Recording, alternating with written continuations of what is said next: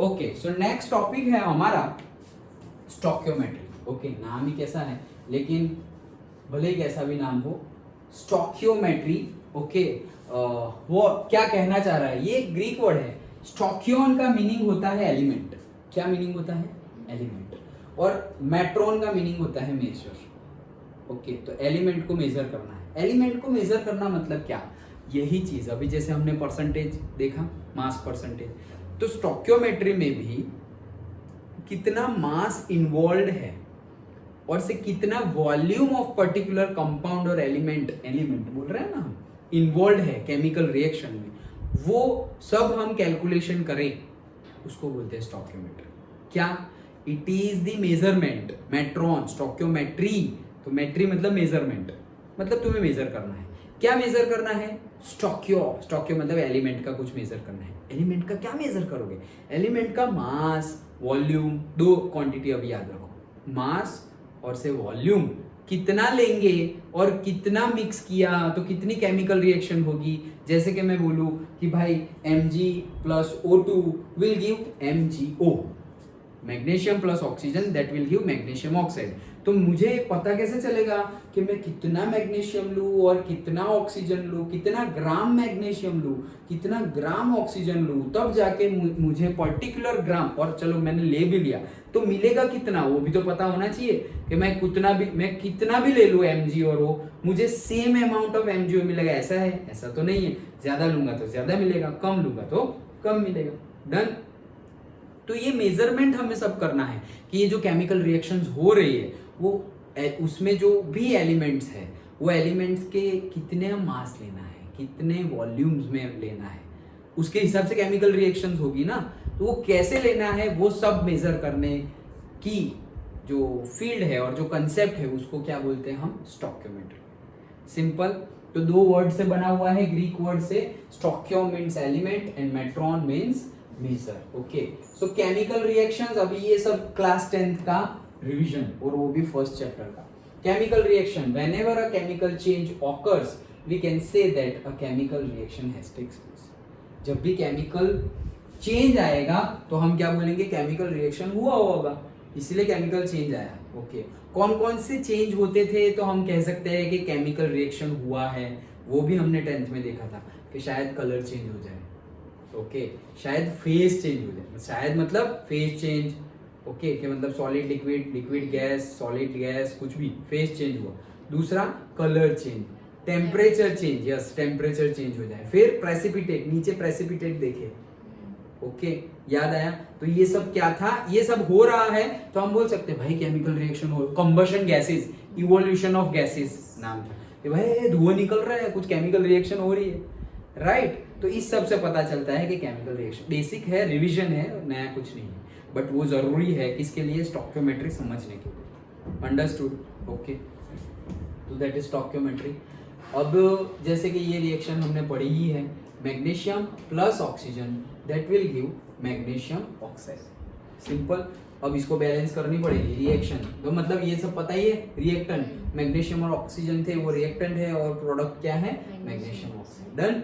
और एक चीज जो हमें समझनी है that is balance chemical equation, जो हमने क्लास 10th में किया था ऑलरेडी, सेम है, डिट्टो है, कोई नई चीज नहीं है, मैंने समझाई थी, याद है?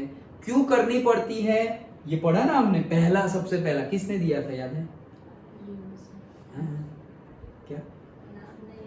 तो भी थोड़ा बहुत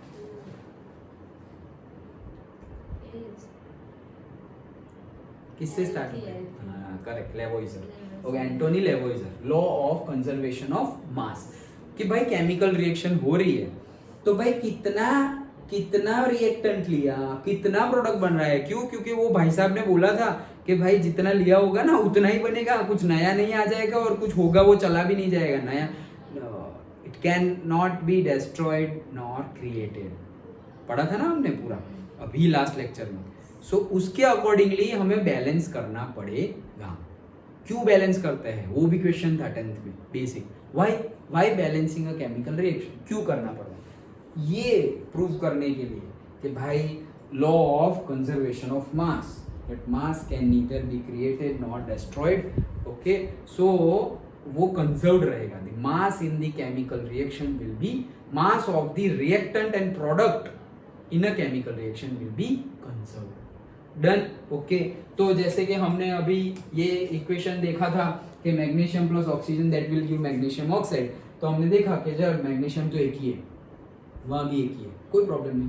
ऑक्सीजन 2 है और वहां 1 है. तो अगर वहां हम बैलेंस करें, क्योंकि यहाँ ज्यादा है यहाँ कम है, तो यहाँ हम बैलेंस कर देते हैं. और बैलेंस करने के लिए मैंने बताया था नीचे हम कोई छेड़खानी नहीं करेंगे, उसके आगे लिखेंगे, याद है ना. तो इसके आगे मैंने लिख दिया 2. अब ये 2 लिख दिया मैंने. ओके, ये मैंने यहाँ पर 2 लिख दिया तो हो गया ऑक्सीजन बैलेंस. लेकिन मैग्नीशियम अनबैलेंस्ड हो गया, वहां 1 है और यहाँ 2. तो मैग्नीशियम अब यहाँ ज्यादा है, जहाँ कम है वहां ऐड करो, तो यहाँ ऐड कर दिया. अब मैग्नीशियम भी यहाँ 2 है, वहां भी 2 है, यहाँ 2 है, वहां भी 2 है. डन. तो ऐसे हम बैलेंसिंग ऑफ केमिकल इक्वेशन करते थे. याद आ गया. Okay. So balancing of chemical equation जो हम करते थे वो वैसा ही एक दूसरा है, ये रहा बैलेंस्ड केमिकल इक्वेशन. तो बैलेंस केमिकल इक्वेशन ये करना आ जाएगा तुम्हें 10th के बेस पे ही.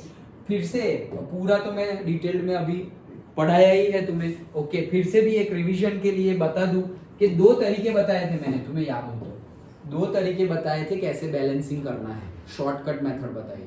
एक मेथड बताई थी कौन सी, सबसे पहले मेटल का करो, फिर नॉन मेटल का करो, फिर ऑक्सीजन का करो और फिर हाइड्रोजन का करो. ये सीक्वेंस फॉलो करना तो जल्दी हो जाएगा. मेटल का, नॉन मेटल का, ऑक्सीजन का और हाइड्रोजन. याद है ये. ओके. इसमें पता होना चाहिए कि कौन मेटल कौन नॉन मेटल. मैंने बताया था ऑलमोस्ट मतलब सारे गैसेस किस में आएंगे, नॉन मेटल में. और कौन नॉन मेटल में आएगा, कार्बन, सल्फर. ओके. वो लोग किस में आएंगे, फॉस्फोरस. ओके. वो किस में आएंगे, नॉन मेटल में. डन. ओके. और ऑक्सीजन और हाइड्रोजन है. तो देखो सबसे पहले सपोज मेटल का, तो इसमें कोई है मेटल, कार्बन नहीं है, हाइड्रोजन नहीं है, ऑक्सीजन, कोई भी मेटल है ही नहीं. तो डायरेक्टली नॉन मेटल का करेंगे. तो नॉन मेटल में ऑक्सीजन हाइड्रोजन को छोड़ दो, और कौन है, कार्बन. तो कार्बन का पहले करे, तो कार्बन में कितने हैं, 1, और यहाँ पर कितना है, 1. कुछ करने की जरूरत ही नहीं है. अच्छा. फिर ऑक्सीजन, ऑक्सीजन यहाँ कितने हैं, 4. ओके. और यहाँ कितने हैं, 2 और 2 4. ये बैलेंस्ड केमिकल इक्वेशन है. हाइड्रोजन, हाइड्रोजन यहाँ है 4 और यहाँ पर भी कितने हैं, 4. तो this is a balanced chemical equation. Done. लेकिन इसी को हम ये भले छोटा तो छोटा यहाँ कर देते हैं ना, कोई बात नहीं. ओके. सो क्या बोला मैंने, कैसे करेंगे कि metal, non metal, oxygen and hydrogen. Metal है यहाँ पर कोई, मैग्नीशियम भी मेटल है. ओके. मैग्नीशियम भी मेटल है. सो मैग्नीशियम का करेंगे पहले. तो भाई एक एक ही है, कोई प्रॉब्लम नहीं. नॉन मेटल है कोई, ऑक्सीजन है non metal. Oxygen non metal, उसको छोड़ो, उसके अलावा कोई है नहीं, उसके अलावा नहीं है. अब तो ऑक्सीजन आएगा ही, उसका टर्न तो आएगा ही. ऑक्सीजन का करो. 2 है, यहाँ 1 है, तो यहाँ कर दिया हमने 2. यहाँ चेंज किया. अब फिर से पहले से, जब भी चेंज करेंगे तब पहले से रिवाइज करना है. चेंज किया पहले से. मेटल कोई है, मैग्नीशियम, मैग्नीशियम यहाँ 1 है, यहाँ 2 है, चलो यहाँ भी 2 कर दिया, हो गया. मेटल हो गया. नॉन मेटल, नॉन मेटल छोड़ो, अभी कोई है ही नहीं ऑक्सीजन के अलावा. ऑक्सीजन, तो ऑक्सीजन यहाँ 2 है, वहाँ 2 है, हो गया. डन. ये मेथड बताई थी, ये एक मेथड. दूसरी मेथड भी बताई थी, याद हो तो, कोई बात नहीं, अभी फिर से बता देता हूँ. वो उसमें केमिस्ट्री कम और मैथ्स ज्यादा था, ABCD कर रहे थे हम. ओके. तो क्या कर रहा था मैं, जैसे कि यहाँ A लिख दिया, यहाँ B लिख दिया और यहाँ पे क्या लिख दिया, C. अब जितने भी एलिमेंट्स हैं वो हमें लिख लेने हैं. जैसे कि मैंने मैग्नीशियम लिख दिया, तो मैग्नीशियम कितना है यहाँ पर, A इज इक्वल्स टू, बीच में इज इक्वल्स टू, यहाँ पे कितना है, C. डन. खत्म. और है ऑक्सीजन, तो ऑक्सीजन यहाँ पे कितना है, 2B. डन. 2B है, इज इक्वल्स टू, यहाँ कितना है, C. डन. फिर उसमें क्या था कि जो अल्फाबेट सबसे ज्यादा आ रहा हो उसको क्या ले लो, 1. देखो C 2 बार आ रहा है, तो C को मैंने 1 ले लिया. C को 1 ले लिया तो 2B इज इक्वल टू 1 हो गया. Therefore B is equal to क्या हो गया, 1/2. C 1 ले लिया है तो A क्या हो जाएगा, 1. तो सारी वैल्यू मिल गई. A 1, C 1, B क्या आया, 1/2. वैल्यू पुट करो, आंसर आ जाएगा. देखो A की जगह क्या पुट करना है, 1, मतलब mg का mg, प्लस B की जगह क्या पुट करना है, 1/2, O2 का O2. That will give, C की जगह क्या पुट करना है, 1, तो मतलब आ गया mg. डन. अब ये आधा तो रखेंगे नहीं, तो पूरे इक्वेशन को 2 से मल्टीप्लाई करेंगे, तो 2 कट हो जाएगा. तो चलो यहाँ मल्टीप्लाई करें 2mg, यहाँ 2 से मल्टीप्लाई करें कट हो जाएगा तो O2, और यहाँ 2 से मल्टीप्लाई करें तो 2mg। डन हो गया। ये दो मेथड मैंने बताई थी क्लास 10 में, एक वो वाली ओके जिससे स्टेप जल्दी हो जाएंगे, और ये तो 100 डायरेक्टली आंसर ही दे देगा, इसमें तो मैथ्स ही आ गया डायरेक्ट। दोनों मेथड ही सही है, कोई भी मेथड से करो ओके। क्लास 11 में भी तुम्हें बैलेंसिंग करने के लिए बहुत सारे इक्वेशन गिवन है, एक्सरसाइज में भी देखना तुम, तो वो तुम्हें करना ही है प्रैक्टिस। नहीं होगा तो मैं करवाऊंगा, हो ही जाएगा शायद 99% दोनों मेथड से हो जाएगा, और अगर 1% वो पहली वाली मेथड से नहीं हुआ तो ये मेथड से तो हो ही जाएगा। 100% वर्क करती है हर जगह। लेकिन तुम्हें फिर यहाँ पे कहीं पे ऐसे फ्रैक्शन नहीं रखने हैं, जहाँ भी फ्रैक्शन आए मल्टीपल करके सब कुछ नंबर्स में ले आना, मतलब होल नंबर्स में ले आना है, नेचुरल नंबर्स में ले आना है। डन।